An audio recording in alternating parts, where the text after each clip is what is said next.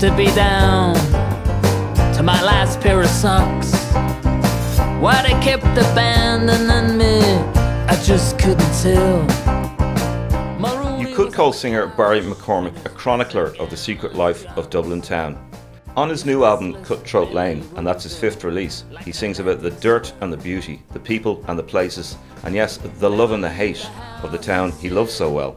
It's also a very funny album. I met Barry off the beaten track in Dublin's Hacienda Bar to talk about his latest love letter to Dublin town. All my records have been love letters to Dublin, apart from one called Night Visiting, which was about murder ballads in the countryside, which there was a bit of a blip on the Dublin love letter continuation. This one, I suppose, like all the albums, it's warts and all, I suppose, but the sound of this album is, dare I say it, much more poppier and upbeat for you.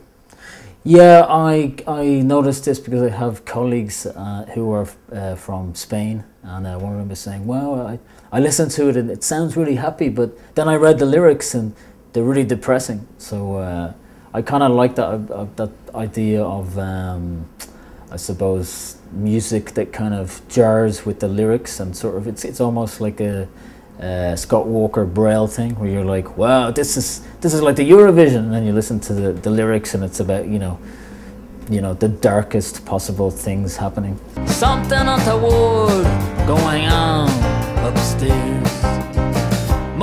The songs are part Dylan, part Bean and part McGowan. But Charles Dickens also talked about the dirt and confusion of the slums of Dublin. Not that Barry McCormack is looking at for the seamier side of things all the time. Well, kind of serendipitously for a songwriter, I ended up living just around the corner from one of the most well-known soup kitchens in Dublin.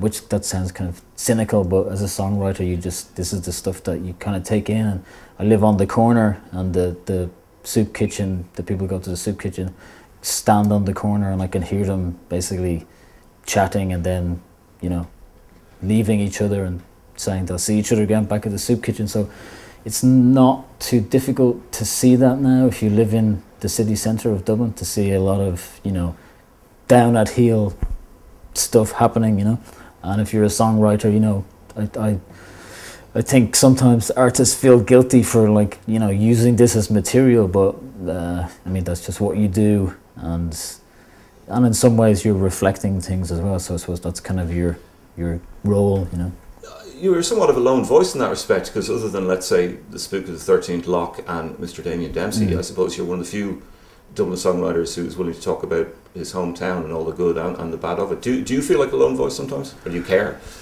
Yeah, well, sometimes as an artist you like to see yourself as a lone voice because it's kind of romanticizing yourself.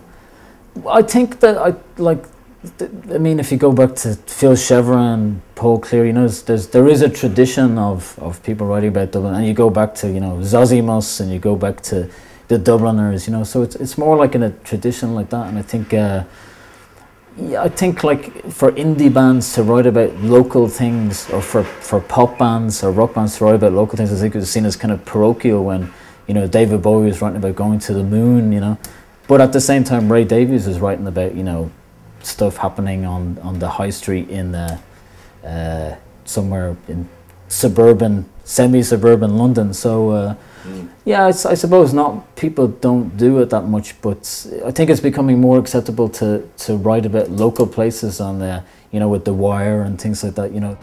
That was certainly true of Barry's first band, celebrated Dublin lo-fi merchants Jubilee All-Stars.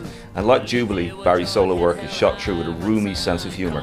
He's still very much laughing all the way to the infirmary. Yeah, I mean, it's kind of, when I first started doing live solo shows, I kind of did funny bits between, because I think I was self-conscious about how kind of dark the songs were.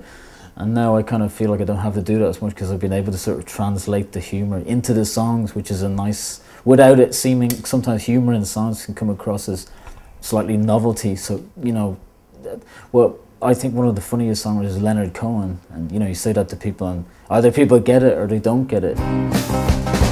Never leave the house, he said. So tears and laughter, joy and despair. It will be well worth your while taking a wander down Cutthroat Lane with Barry McCormack. Never leave